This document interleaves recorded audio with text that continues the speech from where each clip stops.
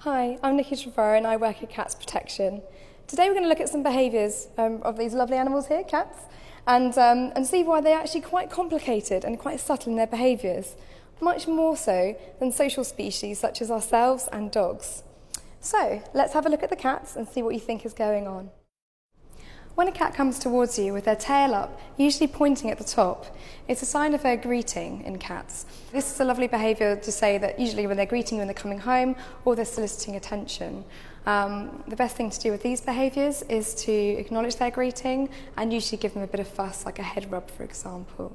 When cats are rubbing around ourselves or other objects in the environment, usually corners of things, they're often using parts of their body like their cheeks and up here and their sides. They're actually depositing scent. Whilst it looks like a really gorgeous behaviour where they're sort of smooching these areas, it is in fact scent marking. We often see these behaviours, particularly when we first arrive home, for example, when they're rubbing around our legs. It is a greeting behaviour as well, but primarily because we smell a bit funny where we've been out and they're trying to make us smell more familiar. The slow blink is one of my favourite behaviours. This is where you slow blink at a cat, so really slowly up and closing your eyes, and in a perfect cat etiquette, just turning your head slowly to the side. This is showing the cat that you're nice and relaxed in their presence and that you're not threatening at all. And if you're really lucky, the cat will slow blink you back. When cats have got their ears flattened either to the side or back, this can be a sign of stress, that they're quite frightened.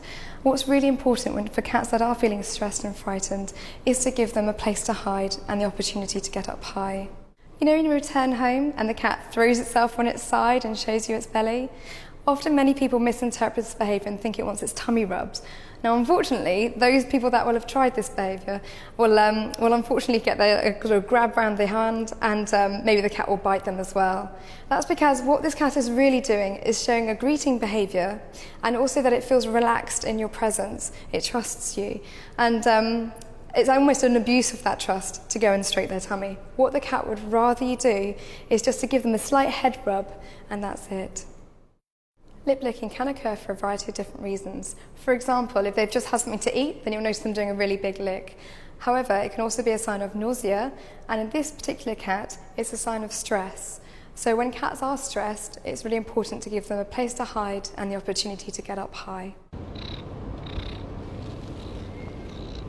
Purring is one of those behaviours that's familiar to all cat owners.